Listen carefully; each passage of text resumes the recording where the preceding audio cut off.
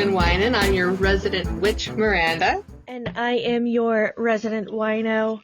Oh, I can't get this cork out. Oh, there we go. Okay. Your resident wino, Crystal. And today we're talking about cryptids. All different kinds. There are so many in this world. I can't even. And it's so obscure, too. If you think your so state, obscure. the state or country or whatever that you're living in doesn't have one, think again, buddy. I think everybody's got one. Okay, so to start off, I am going to post this link. The very first thing I found whenever I was trying to research this topic was one of those silly little online quizzes. And it's what cryptid are you? So you got to go take that and find out what kind you are. And Miranda and I took it, and we got the same one. And we're both furry. What was it? Fresno crawlers. Yes, furry Fresno Nightcrawlers. And I'm also posting this link where you can go and get a furry Fresno Nightcrawler handmade plushie. What? Yeah. Oh or if you go take that quiz and you just happen to get the same thing as us, there's a link for that plushie. So oh my goodness. All right. So we're going to start with some stories about Okay. Did you have anything you needed to talk about before we actually get started? Nothing I needed to talk about now. I'm good. Okay, cool. Yeah. I mean, unless people want to know about the new pigeon I got.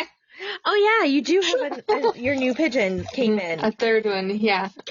Flew in. That came in. No, we went out to get her. We 100% rescued this poor baby from like an overstocked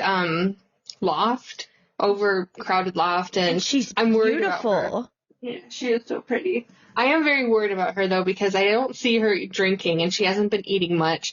And she, looks at the food like she doesn't know what it is. She's like, no. And so after this, I'm about to fill up my bathtub, but not, with an inch or two of water, and try to get her to take a bath, for one. And then maybe that will entice her to drink some water. I don't know. I didn't know pigeons could be as pretty as your pigeon is. Dude, she's beautiful. I know. She is. Yeah. But I mean, that's all I got. Oh, today is our wedding anniversary. Oh, happy anniversary. Yeah, 11 years. Wow. Oh my goodness, 11 years. How time flies. Wow. Our anniversary is August 2nd, and I think we'll be married, because we got married in 2011. Mm-hmm. 21, 22, 23, 24, so 13 years. Yep. 13 years. Isn't that crazy? Yeah, that is just, what the fuck? Doesn't that make you feel old? And then we old? have kids. No, I feel good still. Oh, well, it makes me feel old. Oh, man. Okay. I'm going to start, of course, with an Arkansas monster. Oh. Duh. And I've heard of this monster before, but I never really knew the details about it, and it's pretty freaking crazy. In Fouke, Arkansas, the Fouke Monster of Arkansas, also known as Boggy Creek Monster, it is located 11 miles southeast of Texarkana with a population of 859, and the creature gained widespread attention in May of 1971, becoming the subject of a highly publicized event. Now, this is not the first sighting of it. This is just probably the most major occurrence that happened with this creature. So, the tale of Bobby and Elizabeth Ford unfolds as they settle in a wooded area near Fouke, where a mysterious creature lurks around their residence. Initially presumed to be a bear, the creature revealed its true form on May 1st, 1971, when it attempted to harm Mrs. Ford. So she had fallen asleep on the couch in her home. Her husband was on a hunting trip, and while she was asleep on the couch, she was awoken by this giant, furry, clawed hand coming through her window and reaching for her. That's frightening. Yes. Well, at that time, happens to be when her husband, Bobby, and his brother come home from their hunting trip. So they see this thing on the porch and they run and chase it away. Well, they're done with this creature. There's been hunters that have sighted it around their house for a while. She heard footsteps on the porch at one point. They just thought it was a bear that was roaming around their house. And then this happened. So now they're like, F this. We're going to get rid of this thing, whatever it is. Oh, yeah. Mm-hmm. So a determined group comprising of Mr. Ford, his brother, and Charles Taylor embarked on tracking down the creature and encountering various frightening incidents along the way. So as they were hunting this thing down, there was one point where the monster was throwing rocks and sticks at them to get them to go away. Wait, the monster was throwing the rocks and the sticks? Yes. Which is interesting about the monster throwing the sticks and the rocks. I find that, was it a monster? Because usually monsters are rather powerful and really don't need sticks and rocks to be thrown, in order to deter people. Exactly. And they don't really have the ability to grab things like that and throw them. Yeah. So I'm like, is this very strange, like a misunderstood monster, or is this somebody in the woods just hanging out? And but they chase it to a clearing, and in the clearing, this is when they get a much better look of the creature. While they have the creature in their sights, Mr. Ford raises his gun and he shoots this thing, and it goes down. Like, at least he shoots several rounds, and one of them, at least one, hits the thing and it falls to the ground. Well, the men start walking towards it to get a better look at it and see what the hell is going on. What is this thing, And they start hearing screams coming from the house. So instead of continuing on to go look at this thing that hit the ground, they turn around and they run to the house. Well, Mrs. Ford and another woman, I think she was related to, were barricaded inside the house. And Mr. Ford and the group of men came up towards the back of the house. Well, as they came up from the back side, they heard something in the front. So they run around to the front porch, and there's the fucking monster on the front porch. But my question is, if the monster's on the front porch and they were here and those women saw it and were screaming while they're going after this other monster, are there more than one? Yeah, that's what I would be thinking. Right? I don't understand how that's not a question here. Mm-hmm. But it's on the front porch, starts running off the front porch or whatever, and Mr. Ford shoots at it. Well, the creature's like, F you, and that's when he attacks Mr. Ford. So the creature grabs. What are you doing now? What do you mean? What am I doing? Oh, I am listening. That's what I'm doing. I stopped taking notes, but I have to fidget. Did you stop taking ADHD meds? I don't take ADHD meds. Oh, well, there you go. I was going to start drawing spirals. I have like 200 gel pens on my desk. So I grabbed my notebook and I was just going to do spirals. And I grabbed a pen. Nice. Sorry. So he shoots at this monster. The monster's like, oh no, boy. And he grabs him by the arm and he pulls him, or he grabs him by something and he pulls him to the ground. They're fighting each other. And at some point, Mr. Ford escapes. He ends up in a hospital. I think they said St. Michael's Hospital in Texarkana. And he's treated for scratches and shock. And they make a report to the police. The police go out. They can't find the monster. But they do find these giant footprints and also horrible scratches along the house, the side of the house, and damage to the window that the monster supposedly reached his arm into, or her arm. I don't know. And damage to the siding of the house. Dude, that's really freaky. That is freaky deaky. It is freaky deaky. Well, not long after this event, obviously, the Fords were like, F this, we're getting out of here. So they moved, they vacated their home, and this triggered widespread attention, and even a reward for the capture of the elusive creature was put out by one of the news stations. There was just like an influx of hunters into the woods that were trying to capture the creature, let alone, you know, all these tourists that are coming into the woods trying to just get a sighting of it, you know. And because of all of the people in the woods and such a huge amount of hunters and people with guns in the woods, it was necessary for the sheriff to put a temporary firearms restriction out. Like, you know, no guns, to ensure public safety, because anyone that hunts knows, you know, if the woods are filled with a whole bunch of people and everyone's got a gun, which we're in the South, so everybody's got a gun, if you find the creature and you shoot at it, there's going to be a stray bullet, or that bullet's going to go through it and hit somebody else because they're everywhere.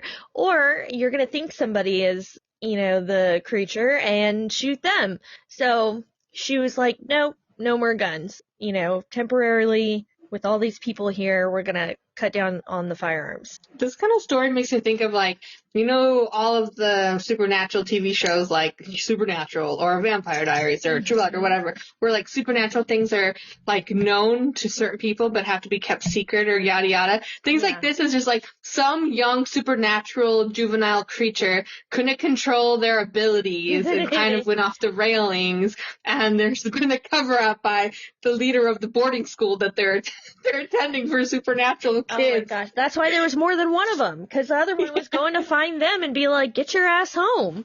Yeah, exactly. Exactly. But this account that I just told you about, the Fords, it's the most widely recognized, it's the most famous one, even though the sightings of this creature have been reported for more than a century. Oh. And there are well over 100 documented instances of this creature. And so in 1908 was the initial encounter, the initial recorded encounter, and it occurred when Willie Smith, a resident of Fouke, reported that his sister had observed the mysterious being near the southern tip of Mercer Bayou. You mean in West Philadelphia? Born and raised.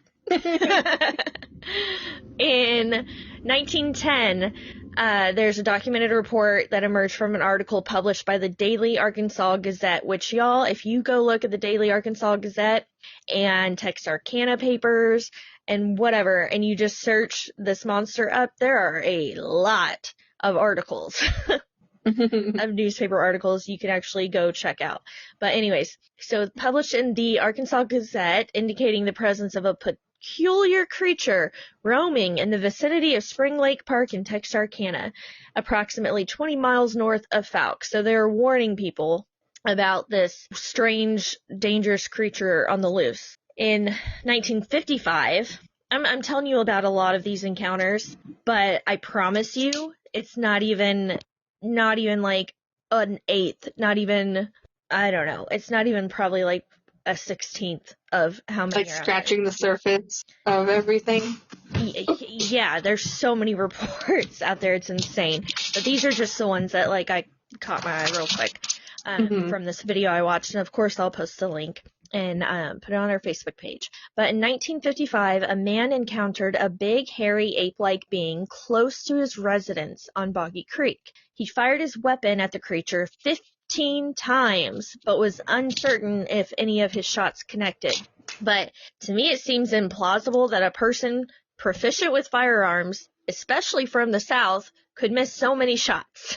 Maybe they were drunk. I mean, hell. I don't know.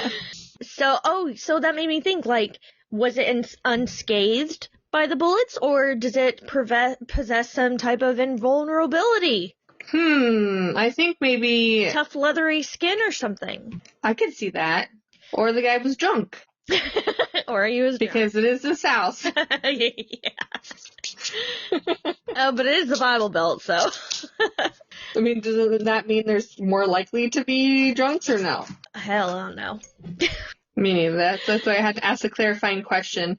What does that mean? In 1955, a skilled hunter and trapper encountered a large ape-like entity by the river while fishing, observing it appearing to clean its hands before walking away upright on two legs, like it was washing its hands in the river. What I'm wondering is, because hairy ape man is washing his hands in the river like a person, right? Mm-hmm. So, I was wondering, could it be somebody in a ghillie suit? Do you know what that is? Oh, yeah, I know what a ghillie suit is. Okay, so for anybody out there that doesn't know what a ghillie suit is, it's designed for camouflage. So while you're hunting, you can blend into the environment. So a lot of them, what it looks like is it covers you from head to foot, usually kind of baggy and goes over your footing a little bit, even sometimes. Anyways, and they can be covered in foliage, like fake foliage, leaves and stuff. And it just helps them blend into the environment around them. But I was trying to think of what ghillie suit would resemble a giant ape. I mean, from a distance, I could see how it could just resemble in general. I guess it could. You know? Yeah. But I mean, they're what gets me is, though, they specifically said that this person was an expert hunter and trapper. And so it's kind of improbable that he would mistake a ghillie suit for some creature that looks like an ape. That is a good point. Anyways, 1965, a young boy spotted a creature in the forest during a hunting trip. He took a shot at it and then quickly fled. Because, of course, every age, every person has a gun here. In 1965, same year, a teenager encountered a hairy creature standing about 7 feet tall with reddish brown hair all over its body near a lake on his family's land. Despite its human-like posture, the creature had unusually long arms. As the creature moved closer, the boy fired his shotgun at it 3 times before fleeing. So, other than the guns, another theme I'm noticing is almost everybody says it's 7 feet tall.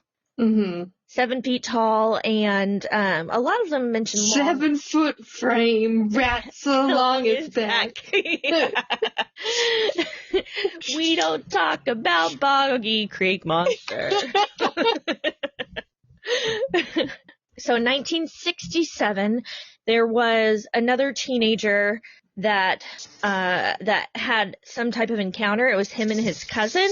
Well, the footage I watched mentioned that this teenager that witnessed this eventually went on to become a Grammy award-winning musician. So, well, that's pretty cool for them. I didn't get the name of who this Grammy award-winning musician is, but when they were a teenager, he and his cousin were driving at night when they spotted a hairy bipedal creature. And bipedal, for those of you that don't know, just means that it's something that walks on 2 feet. So bipedal creature running alongside Highway 71. And these youngsters lived in Texarkana and were unfamiliar. They'd never heard of the Fouke Monster before, but they happened to have a sighting of it. They didn't realize what they had witnessed until years later when they watched the film The Legend of Boggy Creek. It's The Legend of Boggy Creek. Anyways, it's a movie that came out.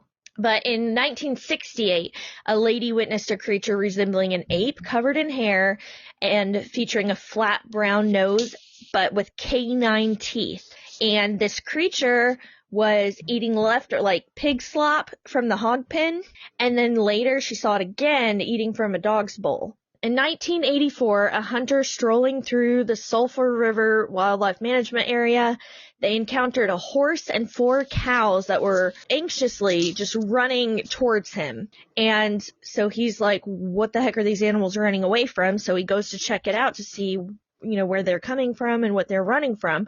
And he comes to a swampy marsh-like area, and he spots a humanoid figure standing approximately 7 feet tall and covered in long, dark brown fur from head to toe. Then 7 foot. It's going to be in my head now. In 1986, there was a landowner that had a representative from a brewing company in his car with him because he was taking him to his wheat field. Because brewing, where does beer come from? Wheat. Blah. So this landowner that has a wheat field has a representative from a brewing company in the car with him, and he's driving to show him the wheat field. Well, they get to the back gate.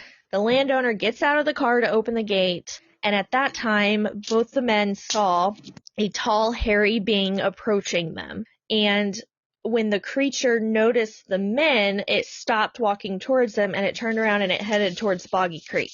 Interesting. Why would it, like, just... Maybe he's like, I'm sick of these people. Like, they're always making fun of my hair. Or he's like, all I want is a friend. Or he's like, oh, company, I have a bad hair day today. It can't happen. Huh. Exactly. Okay, I got a couple more. In 1992, at approximately 11 p.m. Columbus. Okay, this one was interesting because it happened with people that didn't even know each other. So 1992 at 11 p.m., 2 separate vehicles, a car with 5 passengers and a semi-truck with 1 driver. These vehicles were driving on FM 134 when they encountered a strange creature. They were forced to come to a halt as a tall, hairy creature walked on 2 legs and reaching a height of 7 feet tall. Crossed the road directly in front of them. So it was illuminated by the headlights. They got a good look at this thing. And all the individuals exited their vehicles and were talking to each other like, what just happened? And then another time... I want to know... Huh? Oh, sorry. I want to know how people could, like, look at something and be like, oh, yeah, that's 7 feet tall. Like, I can't even barely... I look at my kid, I'm like, I don't know, I need to take out my tape measure. How tall are you? You know, it's like either you're my kid's height, you're my height, or you're my husband's height. I don't know. I would just compare it. Like, I think of either myself or somebody that I know how tall they are, and I compare the difference. I don't know. Mm-hmm. Okay, so in 1993, 5 individuals in 3 separate vehicles that are not connected to each other. They did not know each other. 3 separate vehicles. They had an unusual experience while driving on Highway 71 around 2 a.m. The group consisted of 2 men in a truck, a couple in a car, and a man in a semi.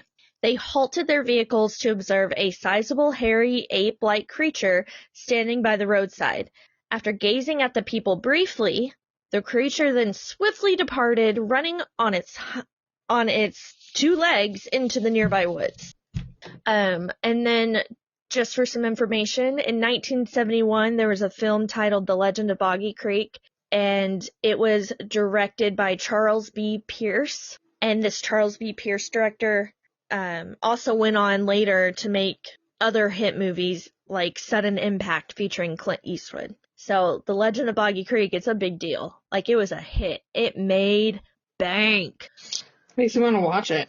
Yeah, and there's a lot of additional movies made about it afterwards, but that movie really was a huge hit, and I have never seen it, and now I have to. Yeah, now you have to. Yes. There is no doubt about that. And then the last thing I want to say about this creature is that in Fouke, Arkansas, there's an annual event known as the Fouke Monster Festival, and it's held to unite the community and educate everyone about the Boggy Creek creature.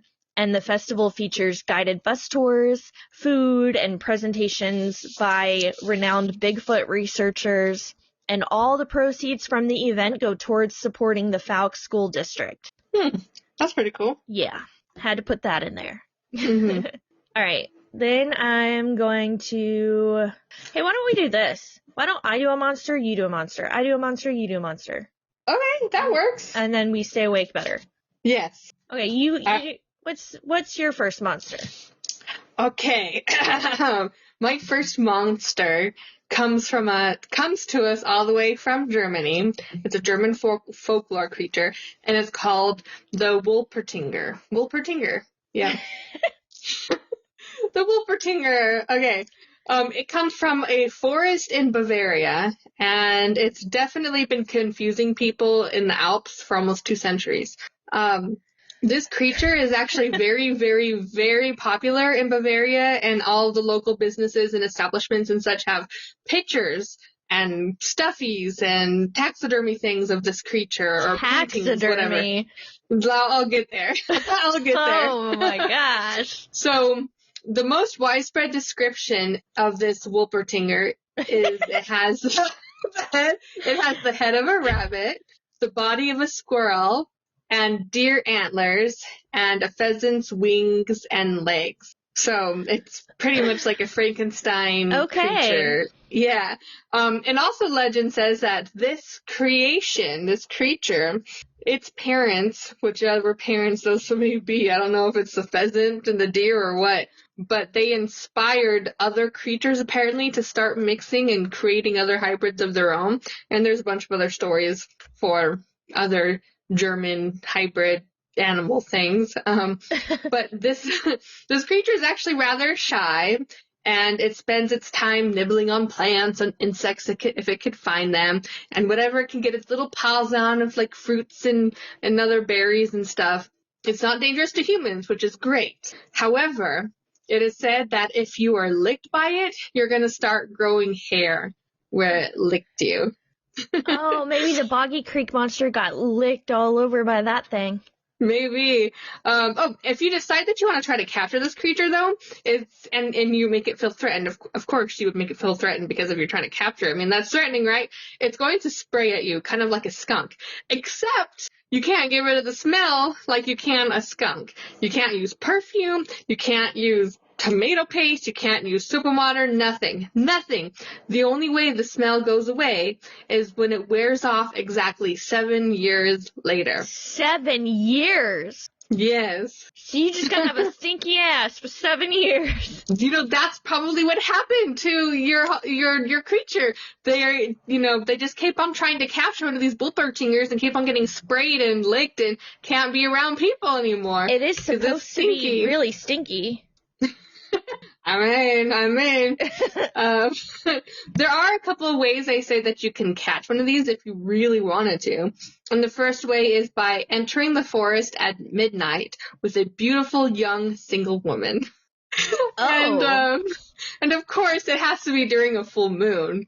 And if it's accompanied by the right man, this creature will apparently appear. I mean, who makes these rules? I don't know. That seems like a pretty weird pickup. Like, come with me. Like, I want to capture this creature, and you have to have a beautiful woman.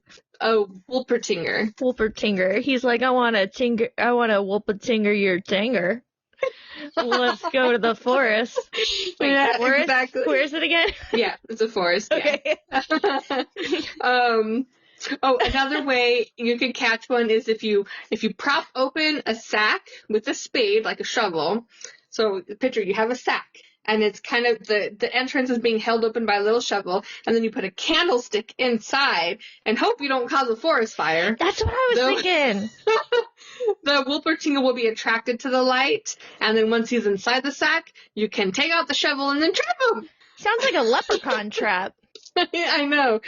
But alas, this legend has its origins with people are assuming is a very creative taxidermist who wanted to swindle tourists and sell lots and lots of merchandise and make lots and lots of money. But you got to do what you got to do. Yeah. The thing is, I feel like this taxidermist is the real mythological creature here, the real origin story, because they made an insane cultural impact on their local environment. Like, who does that? Who can say they do that? So now if you go to Bavaria, you can get all this different sort of merchandise having to do with the Wolpertinger. And there's even like taxidermist, obviously taxidermied, Wolpertingers on display in local museums. I don't know why that name makes me laugh.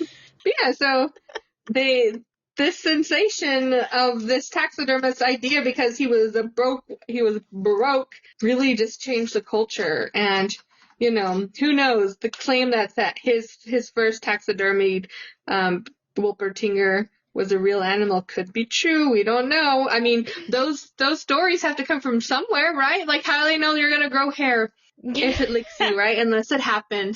Well, they say frogs give you warts, but they don't. Or That is true. I never had a wart from a frog. That's interesting. And I kissed some frogs when I was little. I wanted that prince. Somehow I could believe that you would do that. But that was my little anecdotal thingy there. My next spooky monster is the frightening folklore of the Pope Lick Monster in Kentucky.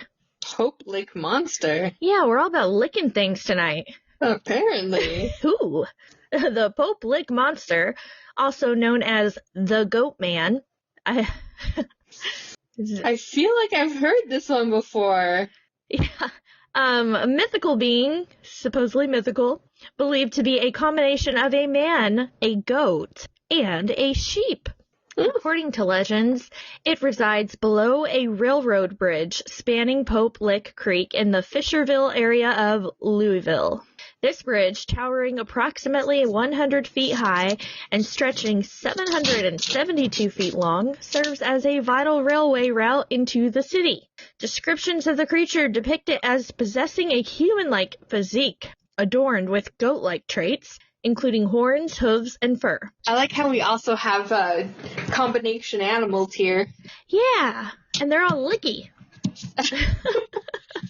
Some tales suggest that it wields a bloodied axe for attacking its prey. Mm-hmm. You're not even impressed. You're, Of course he does. The monster has different methods to prey on its victims, all revolving around enticing or deceiving individuals onto the trestle bridge. Some believe that the monster employs hypnosis or mimics voices to lure people onto the bridge, leading them to be struck by passing trains. Alternatively, some accounts suggest the monster descends from the bridge onto the roofs of passing vehicles. Furthermore, there are claims that the sheer sight of the monster instills such terror that individuals are compelled to leap off the bridge independently. Okay. So the tale of the Pope Lick Monster has been circulating for many years, but its precise beginnings remain shrouded in mystery. Okay, so here are some possible origins of the story. It's rumored that the being used to work in a circus, but faced ill treatment from the owners. And when a train accident occurred on the bridge, he seized the opportunity to flee and seek shelter underneath it, harboring a grudge against anyone who came by. That doesn't make a damn lick of sense to me. Yeah. No sense whatsoever. Why did he have to wait for a train accident to run away? I don't know. Maybe it's like, again, one of those oddly specific, like, prophecy shit. I don't know. Like, I don't know if you've ever read, like, ACOTAR or the Court of Thorns and Roses, but there's, like, a very specific sort of prophecy in there that's like, oh, come on, that's ridiculous. Like, who does this? You know, who makes a prophecy like that? Exactly. And then another one says that there was a goat farmer who allegedly struck a bargain with Satan, trading his goats for otherworldly abilities. Sorry. I just picture Satan being like, I want to be a goat farmer. Give me your goats. Okay, so he traded his goats for otherworldly abilities, only to transform into a monstrous fusion of a man and a goat, forever haunting the bridge from that day onward. Okay, well, you forgot the sheep part. Something about a sheep in there. So another part of this article, because the information I got this from was from NorthAmericanCryptids.com/Pope Lick Monster, and it is talking about the death toll.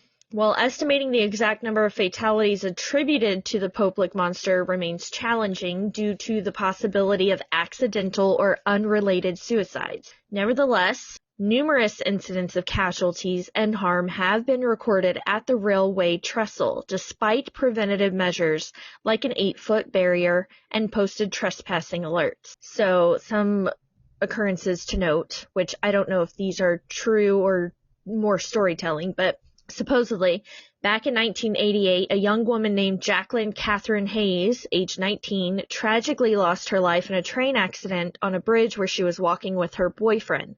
The incident occurred while they were shooting a video related to a local legend as part of a school assignment. In 2016, a train accident took the life of Raquel Bain, a 26-year-old woman, as she was crossing a bridge accompanied by... Did you say roadkill? What was that name? That can't be it. It can't be roadkill. I'm sorry. Raquel. Oh my god. Oh my god. As she was crossing a bridge accompanied by her boyfriend during a visit to Louisville for a paranormal tour that involved a visit to the trestle.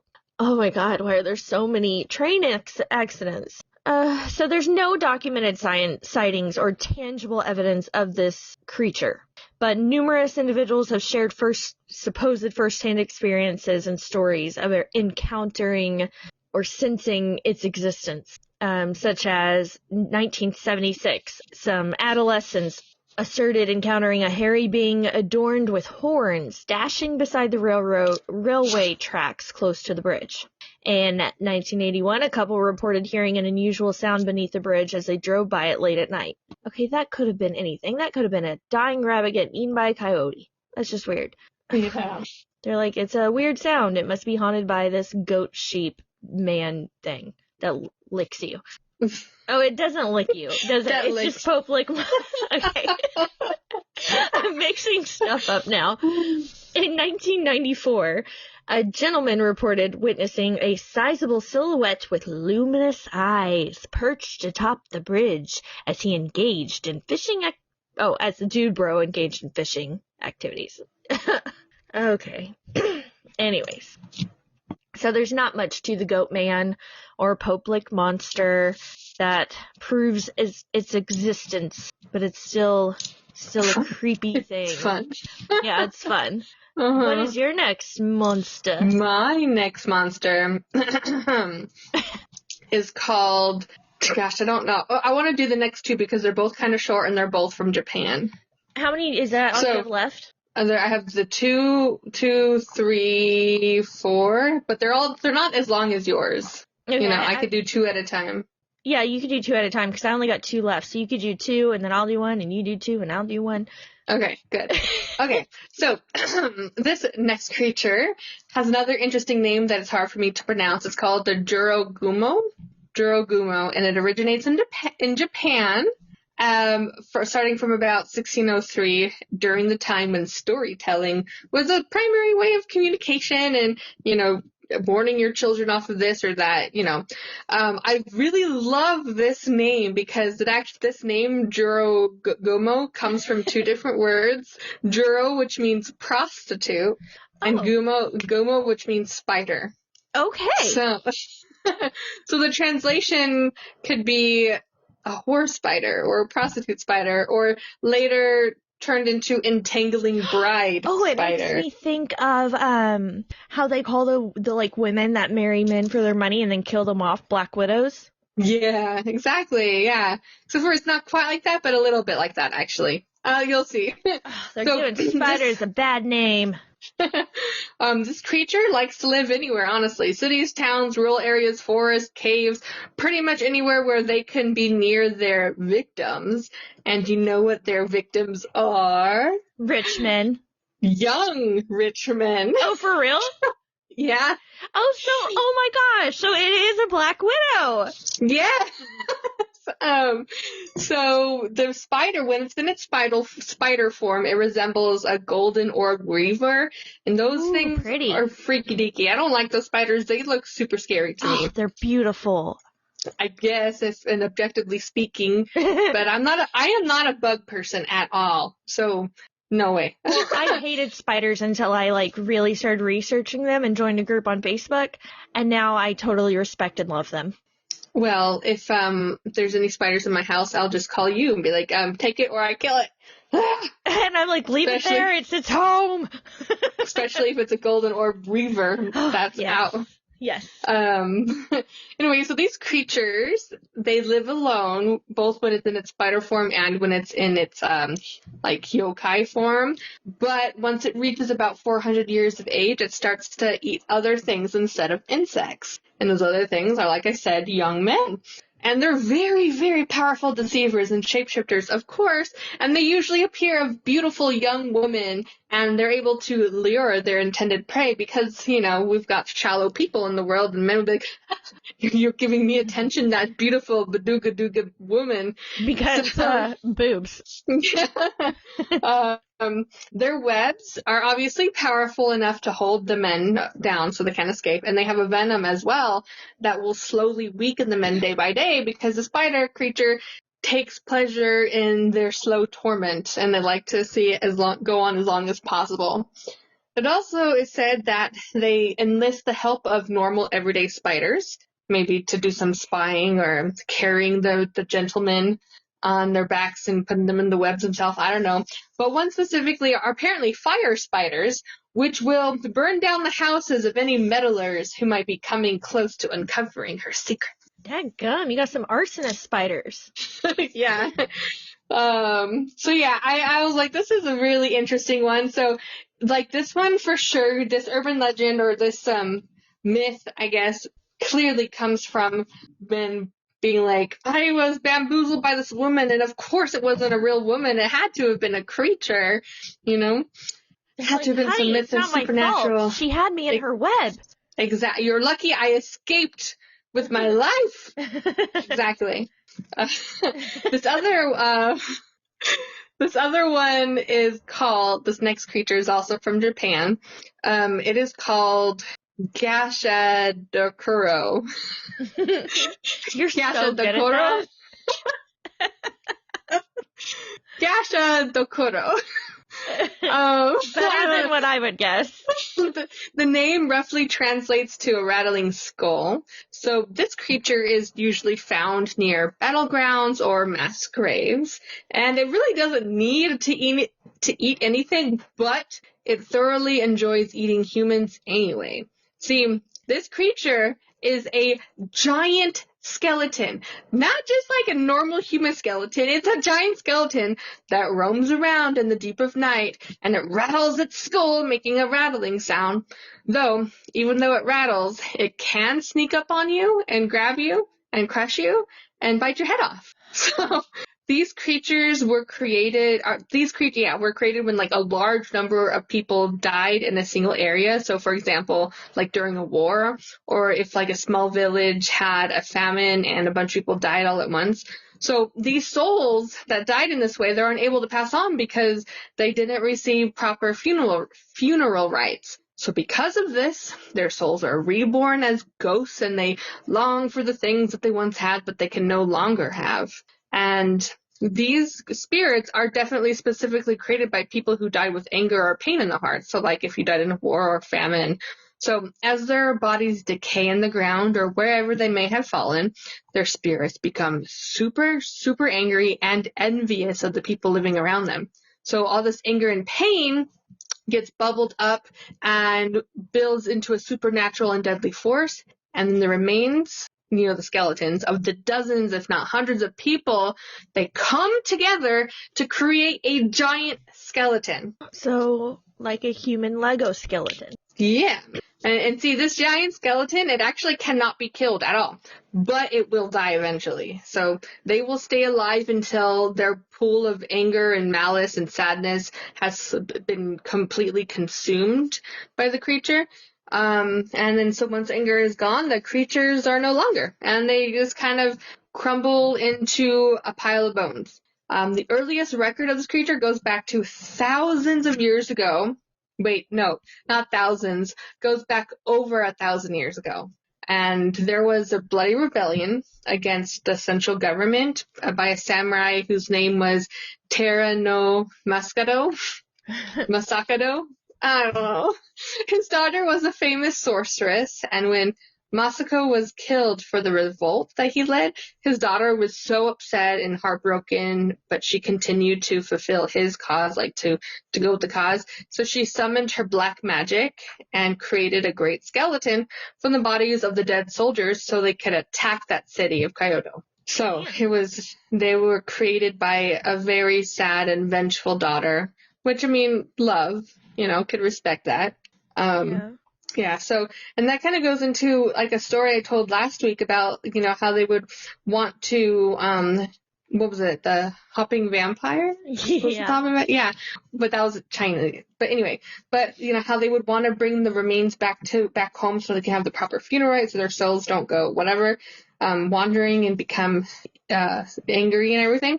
So, I mean, different cultures, obviously. There's China and Japan.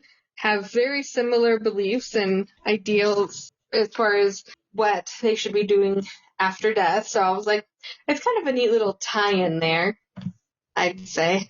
Yeah. But yeah, so that's mine. My second one there. My next one is the Honey Island Swamp Monster from Louisiana. The Honey Island Swamp Monster, also known as the Cajun Sasquatch, or, see if I can say this right, Le Bête Noir. Le Bête Noir. It is an ape-like humanoid creature, and at first I was like, okay, there's tons of different creatures out there with lots of different names, but all of them are kind of like Bigfoot, including the Boggy Swamp Monster. So, at first, I thought that's where this was going. But no! This humanoid creature, it resembles a cross between a gorilla and a crocodile. What? Yeah. Oh, and it's reported to be 7 feet tall and weigh about 500 pounds. Oh my god. And it has gray hair all over its body, yellow or red eyes that glow in the dark, a long snout with sharp teeth, and webbed feet with 4 toes each. It emits a foul odor that some describe as rotten eggs or swamp gas. The creature said to inhabit the Honey Island Swamp in St. Tammany Parish, Louisiana, which is a vast wetland area that covers about 70,000 acres. And parishes, for those of y'all don't know, it's like a county, but in Louisiana they have parishes. Oh, that's interesting. Yeah. That in itself. Yeah. The swamp is home to a rich biodiversity of plants and animals, including alligators, snakes, turtles, raccoons, otters, deer, various birds. It's a popular destination for tourists, yada da da da. The first sighting of the Honey Island Swamp Monster dates back to 1963 when Harlan Ford, this person's name is Ford too. Is it? A retired air traffic controller and wildlife photographer encountered the creature while scouting for potential hunting spots. He later found unusual footprints in the mud that matched the description of the monster. He also claimed to have filmed the creature on Super 8 film, but the footage was not made public until after his death in 1980.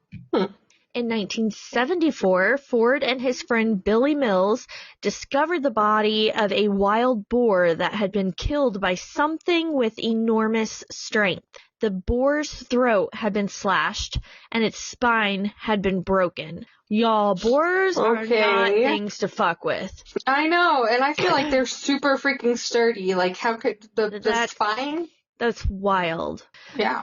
Ford and Mills believe that the culprit was none other than the Honey Island Swamp Monster. Since then, there have been many other reports of sightings and encounters. 1975, Ted Williams, a fisherman, saw this monster swimming across the Pearl River near his boat. He described it as having long arms and legs and a hairy body. In 1981, Jerry, I'm not sure how to say his name. I want to say Bro. Hey, bro. But it's Breaux. That does sound like it would be bro. So, bro dude over here interviewed his friend Hubert who claimed to have seen the monster while hunting for deer. He said Hubert was hiding in a tree when he heard heavy footsteps approaching from behind. He looked down and saw a huge hairy creature walking below him. He was so terrified that he froze and did not dare to move until the monster was gone. 1999, I was thinking ghillie suit again. But a hunter would know what that looked like. But 1999, Dani Holyfield, Ford's granddaughter, filmed a documentary about the Honey Island swamp monster that featured interviews with eyewitnesses and experts. She also claimed to have seen the creature herself while filming in the swamp. 2013, Mike Woolley, a hunter and filmmaker, released a movie called Skookum. Skookum? Skookum? What? That's a terrible name for a movie. It sounds horrible. Oh, man. It was inspired by his own encounter with the monster in 1981. He said he was hunting for squirrels when he heard a loud roar behind him. He turned around and saw two large creatures standing on two legs about 50 yards away from him. He fired his shotgun at them but missed. Then he ran for his life as they chased him through the woods. So, origins. Some people believe that the monster is a result of crossbreeding between different animals that live in the swamp, like bears, wolves, cougars, alligators. Science says that that's not possible, but, I mean, evolution, right? So, yeah. Here we go with the circus thing again. He could be a circus escapee. Why is everyone trying to escape the circus? Just get up and walk out of the circus. Some people believe that the monster's actually... Okay. I admit I did not read this before. Okay, this is weirder than I thought. So, circus escapee. Some people believe that the monster is actually a chimpanzee or an orangutan. Seriously? That escaped from a circus train that crashed near the swamp in the early 20th century. The apes then adapted to the swamp and bred with each other or other animals over time. A prehistoric survivor, some people believe the monster is a relic of ancient species that survived extinction and remained hidden in the swamp for millions of years. Like a giant ape, a robust hominid, did I say that right? Or a feathered dinosaur. Which that's not too far-fetched because there are still things like water systems, I don't know, deep ocean and rivers, lakes, whatever, that are still closely related to that period. A paranormal entity. It is not a physical being, but a supernatural phenomenon that manifests itself in different forms depending on who sees it. That is kind of frightening. It's like a bogart. Was that what it's called from, like, Harry Potter? Oh, yeah. The bogart? Yeah. But then you just say, ridiculous. Is that what you say? Yes, ridiculous. So, evidence. Think about it. There have been footprints that have been found about 12 inches long, 6 inches wide. The evidence from the Ford Super 8 film that he filmed the creature with allegedly shows it walking through the swamp, even though the film is grainy and blurry and Isn't it controversial. always? Yeah, of course. And then hair samples that have been collected from various locations in the swamp where it was supposedly seen or heard. The hair samples have been tested by different laboratories that have given different results on their origin and composition. That would be interesting to me to read about. Mm-hmm. And then, of course, the eyewitness accounts ranging from hunters to fishermen and tourists and so on. So that is the Honey Island Swamp Monster in Louisiana. Louisiana. Louisiana. Okay, my turn? Your turn. Alrighty. So, the next one I have is called the Malaysian Penanggalan. Penanggalan. The Malaysian Penanggalan. So, this creature comes from South Asia, of course, and it's one of the more disturbing mythological creatures I found in my research for this episode because what it likes to feast on. This creature feasts on the blood of pregnant women and newborns. It's so sad. I At night, this creature detaches her head from her body, along with its like organs and other entrails, and floats around looking for her victims. I freaking saw that. It's like it detaches from its hips down, or is it from its No, it's just down? from its head. From it detaches from its head. It's just a floating head, but all its organs and entrails are hanging out of its head, like dangling. That's crazy, because the article I read says it detaches from the hips down or whatever. But either way, how are you just gonna leave half your body and then come back to it? I don't know. So she floats around and she looks for her victims, and to her victims, she obviously is freaking frightening. She has a detached head and a long-ass invisible tongue, and then entrails that are floating like freaking tentacles. And, you know, she... Yeah. If her tongue is invisible, how do they know she has a tongue? Because she will reach in, like the window or whatever, and using the tongue to drag the baby out of the window. Yeah. Yeah. So there's a lot of different appearances of what people all over South Asia have described her as, which makes sense for what you said, because, you know, when I was doing a bunch of research, there was a ton of different sort of varieties, but she was just floating, but with her entrails and organs hanging out, right? Yeah. But one thing is the same, is that she's a floating head or a floating part of her body, and she is always hungry, and she's always wanting pregnant women and newborns, and all of these different areas, that's like the same thing. So the legend has it that to become a creature like this, it was the women who dabbled in black magic, and they wanted to be super beautiful and young and everything. So what they did is they had to do a sort of ritual where they had to be a vegetarian for 40 days. And then once they were able to reach the 40-day mark, they would get their exceptional beauty and youth. But if a woman breaks her 40-day vegetarian fast thing, then she becomes this grotesque creature. I feel like that's a lot like, it sounds like they're trying to get you to lose weight. Easy spell or ritual or whatever, just be vegetarian for 40 days. And two, what a terrible consequence for breaking the vegetarianism. That is crazy. Diet thing. And the one that I read said that you turn into that when when you're a woman that's been left at the altar. You gotta send me that one, because that is interesting too. It was a video, and now I'm rethinking all of my research choices. I know. It made me because it was a video. I don't know. She will spend her nights just thirsting for the blood, and so eventually, over time, she decided to get smart and say, you know what, hey, I need to get a job where I can be around pregnant women and newborns. And guess what that is? What? A midwife.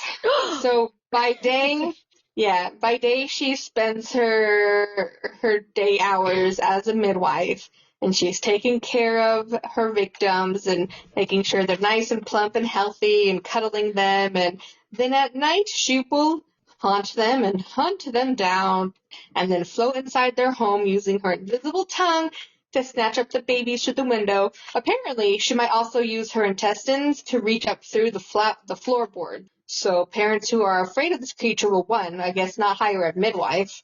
Two, they will make sure that their doors and windows are locked. And I'm like, duh, who doesn't do that at night?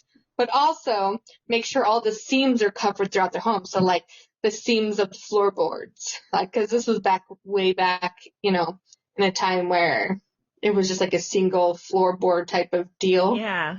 If you wanted to go out and hunt this creature, because, you know, if there is one in your village, and it's terrorizing everybody and killing all the new mothers and children, the people are going to want to hunt it down, right? So this creature reeks of vinegar. Okay, that is one of the way you can just tell if this woman that you're talking to or are wanting to hire is one of these creatures, because she will smell of vinegar. And the reason why she smells of vinegar is because she has to soak her entrails and organs in vinegar to make them smaller so it can fit back into her body. So anyway, there are so many rules and details. I know. So if you wanted to kill this creature, you would follow the strong smell of vinegar to her hidey hole, and then you would put broken glass in her body, and so whenever she attempts to attach herself to her body, she will die because she will be all ripped up because of the glasses in her body, and then that's great, right?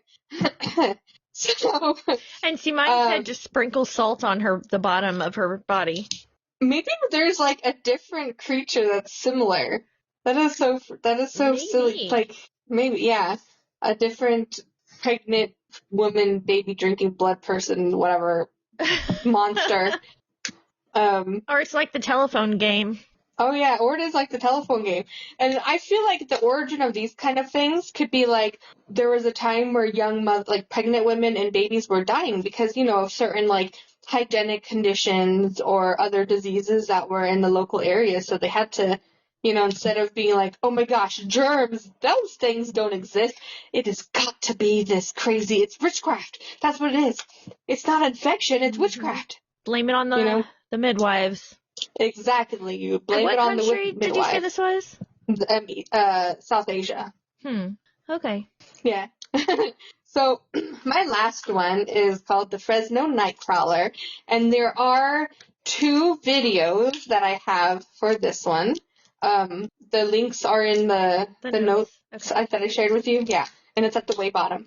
So in 2007, so not too long ago, in Fresno, California, there was a grainy CCTV camera captured something interesting, and it captured what looked like to be a ghostly pair of pants that was just striding across a man's front yard. So apparently, this dude named Jose, the Fresno man named Jose, he was woken up by his dogs barking in the early mornings. And he's like, for those of you who have dogs and they're barking too early, you're like, oh my god, stop, shut up. And like, you'll yell at them a couple times, like, shut up! Like from downstairs, upstairs, wherever you are, right? Because it's too damn early for this. But if the dogs keep on barking, you're like, okay, fine, what is it?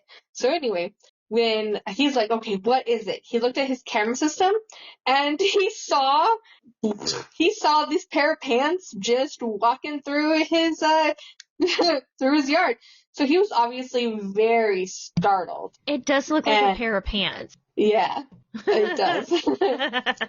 He was obviously very startled at what he caught on his camera, so he posted the video online, hoping that people might have an explanation. But there was nobody who could offer any explanation at all. So it just kind of was like, oh wow, this is a popular thing. But later, in 2011, a strange figure that looked very similar to that Fresno Nightcrawler was reportedly caught on camera in the Yosemite National Park. Fun fact, side note, I used to think that was Yosemite. It's Yosemite. I didn't know how to Yosemite? Yeah. And I said Yosemite. It's Yosemite. So first it was Yosemite, then it was Yosemite. I don't even know what I said. Anyway, so once that video was caught in Yosemite National Park, this night crawling pants it kind of gained huge amount of popularity, and it even scored a spot on the History Channel. People were not sure if it was a hoax or real, of course. However, it is important to note that nobody has been able to debunk it, debunk the original footage that was caught in Fresno. There was a YouTuber dude who filmed himself walking down an alley and then later took out the upper half of his body to post, in post-op or post, whatever you call it, whenever. Yeah. At the end, he edited his body out of it, and he was able to be like, hey, this is how it could have been done, but the footage did not look the same, you know what I mean? It looked like it was definitely sort of, edited, and something was a little off. So, the Fresno Nightcrawler is so wild that it just came from a pair of, walking pants, you know what I mean? But I think what makes it so wild is the video footage of those two, from Fresno and then from Yosemite. Yeah, I'm watching the Yosemite one right now. Yeah, so it's, I like it when there's, freaking Can I say fuck? I'm gonna eat it. We have lots of time. The one on Yosemite, it looks like a big one and a little one, like a kid one behind it. That's so weird. Yeah. But yeah. What's weird is even if they were just people walking, they're walking very awkwardly, like not normal. Mm-hmm. We should do like the next one, do one on like encounters like this where there is some footage too. It's like, oh, here's some random footage here, random footage there of like random shit that people unexplained, whatever, or pictures. But cause that would be kind of cool for people to see. Because I was actually thinking of the next one we could just do unexplained events. Yeah. So it could be unexplained CCTV footage and pictures. Yeah. That'd be fun. Anyway, so that's all I have. My last one.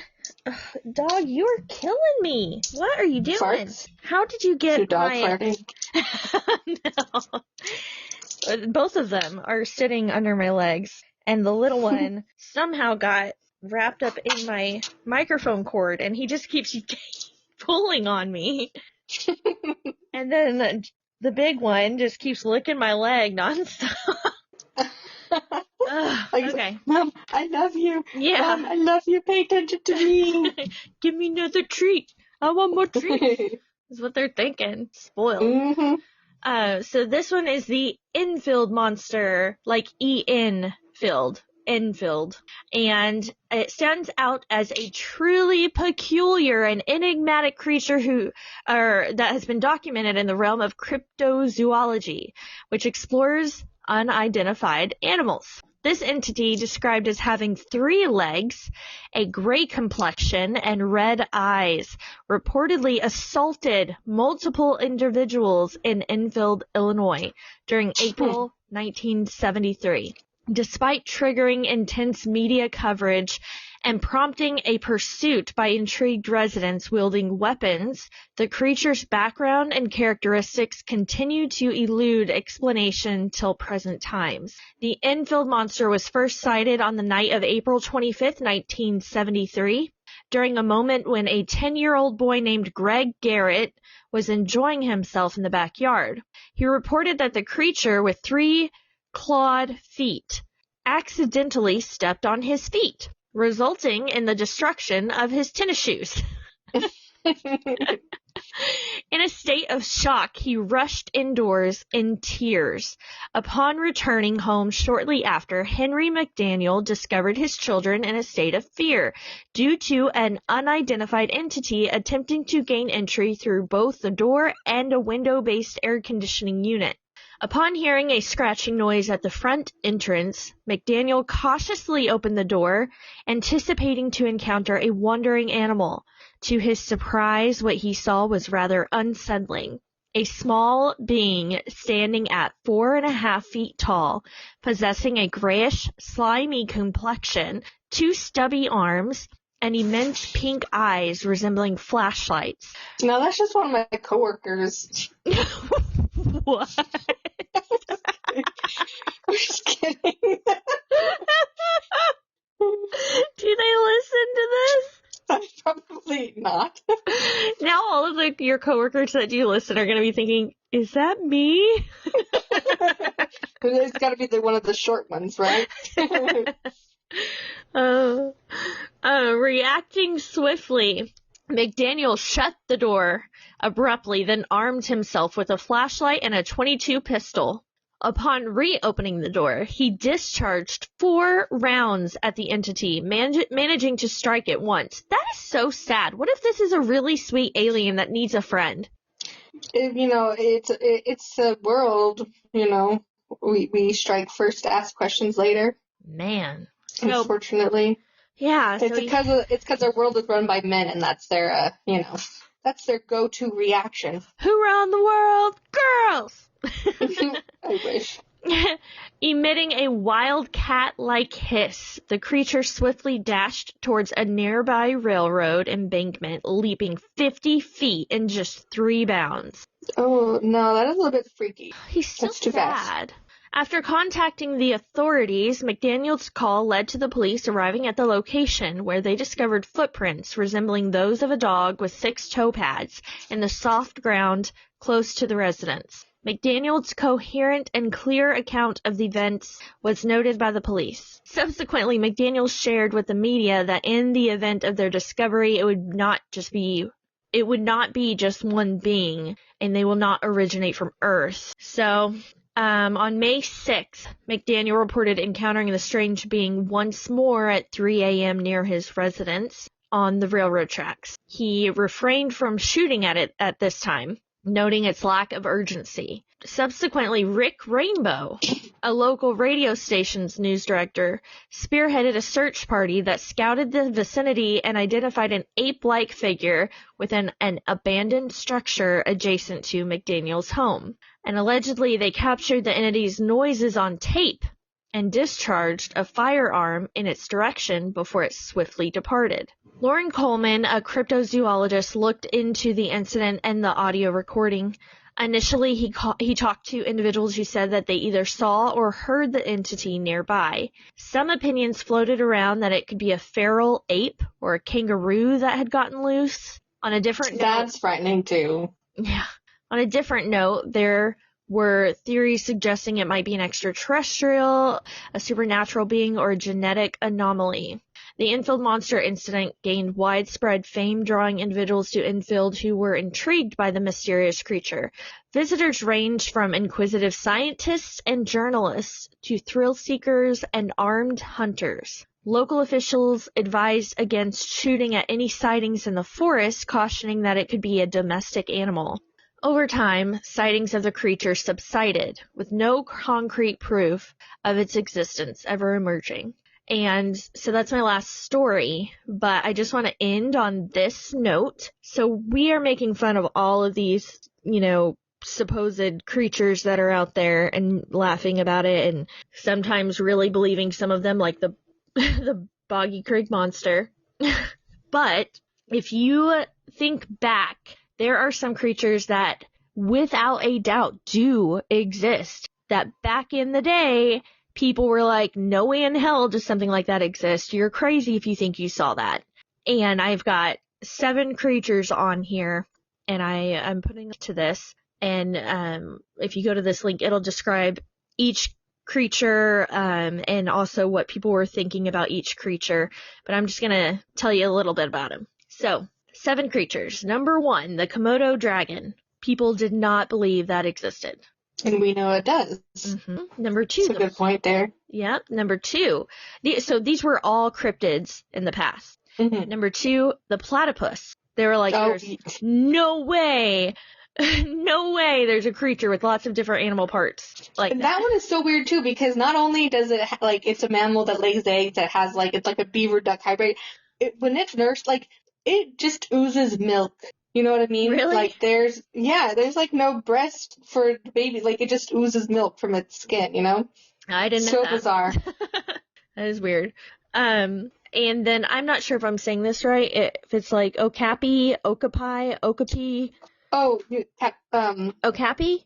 Oh, I think, oh gosh. Well, yeah, I don't know. Anyways, it's also known as the forest giraffe. It is the picture of this. Okay, I'm going to tell you how to spell it so you could Google it. It's O-K-A-P-I. O-K-A-P-I. O-K-A-P-I. Oh, okay. It's crazy looking. It is a blend of a zebra, a donkey, a deer, and an antelope. Kind of looks like a dog, too. I'm not going to lie. And then gorilla. People actually did not believe that gorilla existed. That's just crazy.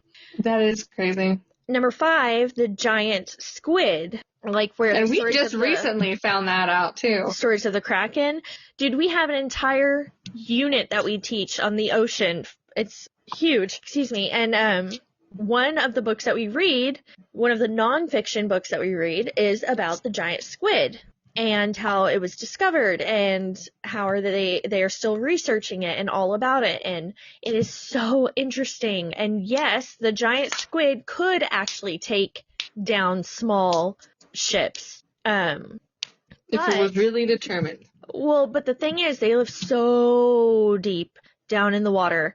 The only way they would come up to the surface like that would be like major storms that would, get the water churning and it would move up. But because it's not used to what pressure we have at the at the surface of the water and the cold, I think it's the cold. I mean, not the cold, the warmth. Hell, I can't remember. I gotta read that book again. Anyways, something about it. They eventually die. They can't live long, so it's not like they're a huge threat or anything. They don't even live at the top of the water. It's very unlikely that you'll see them, but it's possible that you can find them. Then there is, I don't even know how to guess how to say this. Bondajizu.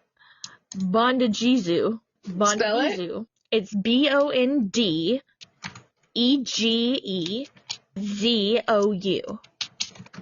And it's super cute. And the way they described it on this website is like a tree-dwelling marsupial that looks like a tiny man. It has black and white fur, and it walks around on 2 legs. Yeah, it kind of looks like a little bear. It's super cute. Mm-hmm. And then last but not least, which is crazy to think that people never thought that this existed, a kangaroo. Yeah, I could see that. Can you imagine this freaking muscular ass animal? Like, oh, you would not guess what I just saw out there, mate. Like, right? So the some kangaroo, hairy, muscular man. the freaking kangaroo was a cryptid. So don't be hating on all these other ones that people see all over the world, because it's very possible that they exist, especially with how many sightings there are of them. Yeah, exactly. And also on the note of, like, how Crystal said, like, we're laughing and we're making fun and all that stuff. Like, we definitely don't intend to be disrespectful to any culture or peoples, I think it's mostly making fun of ourselves because, I don't know, just putting that out there. If I came across any of these things, I'm going to pee my pants. I would not be laughing. I would be going the other way, faux show. Yeah, but the thing is, especially when you don't grow up in the same culture as what you're reading about, you don't have the same background, so you're kind of ignorant to how that would have come about, how those folklore, the storytelling, how it came about over the years and how it changed and why it changed, the origins and such. So to you, not being from a certain area, to you it's probably ridiculous. It sounds ridiculous, but it's because you don't have that background knowledge of, their origin and why it came to be what it is today. So, yeah, we admit we're ignorant. We admit it. Yeah, definitely. But I mean, with this podcast is opening our eyes and views a little bit more, since we're having to do more research and whatnot. Yeah. On these things. And it'd be even better if you guys would email us. With your own stories. Or message us on Facebook. And even if you don't want to tell us the whole story, if you want to tell us to talk about a certain topic, we'll go research it ourselves. Just tell us the topic and we'll go look for it and we'll research it and we'll talk about it. And if we get it wrong, let us know. Yeah, exactly. It'll be fun. But don't forget to like, rate, review. Go to our Facebook page where we post a whole lot of the stuff that we talk about. Subscribe, follow, all that jazz. We do this for fun, Yeah, we're full-time moms and we're both teachers. Yeah, we're educators, so we're busy, y'all. This is for us to stay connected as besties, because we don't live near each other anymore. So this is our fun time. So have fun with us. Exactly. Please have fun with us. Let us love you. Just love you. Yeah. Well, thank you guys for joining us tonight.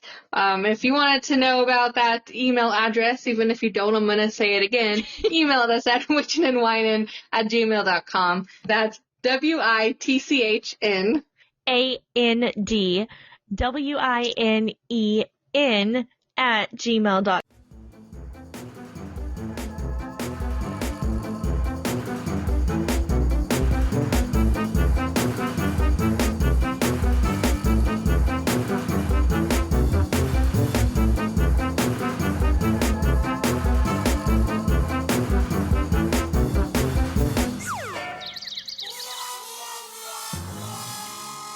Knock, knock. Who's there? Achoo. Achoo who? A Jew is too small to fit Bigfoot.